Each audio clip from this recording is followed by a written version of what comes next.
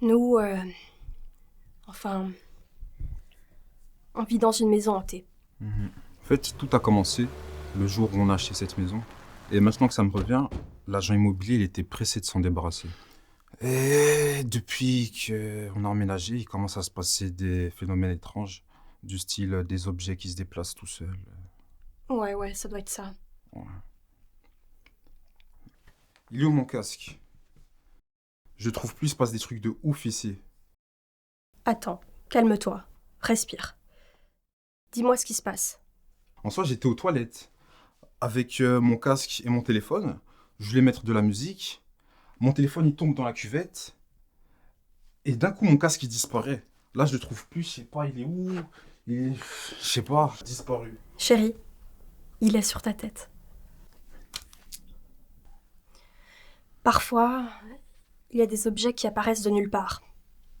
Regarde ça. C'est pas la première fois que je tombe sur ça.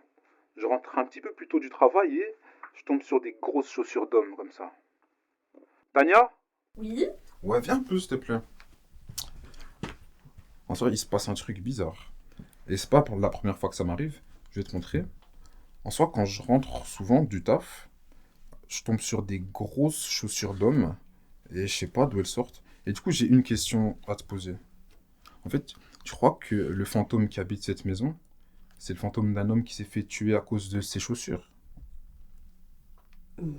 Ouais. Ces phénomènes qui se produisent tous les jours deviennent insupportables. Ça augmente mon anxiété et je n'arrive plus à le supporter. Eh, pleure pas. Tu vis avec moi maintenant.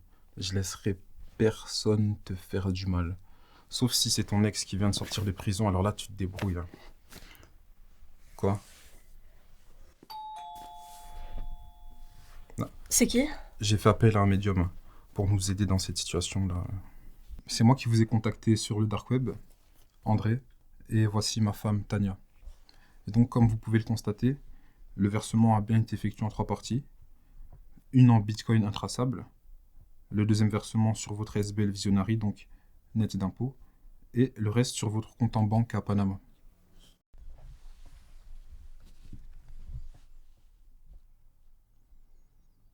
Magnifique.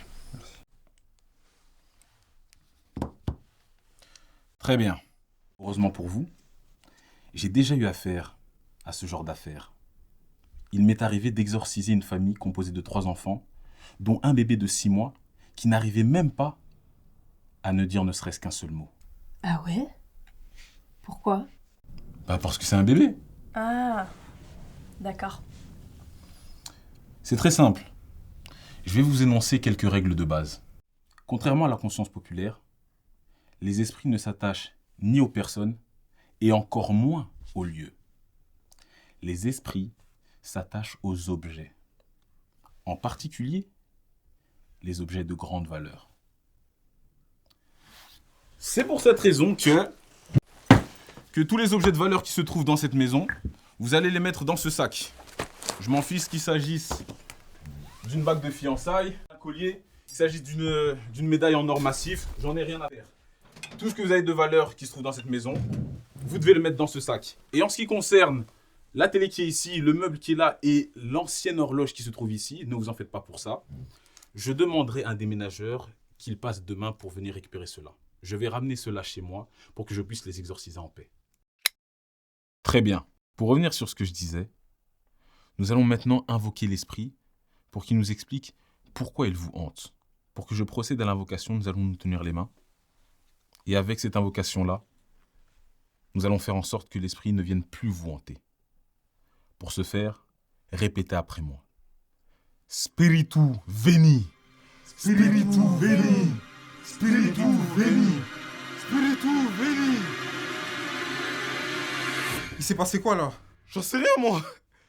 J'ai trouvé l'invocation sur TikTok.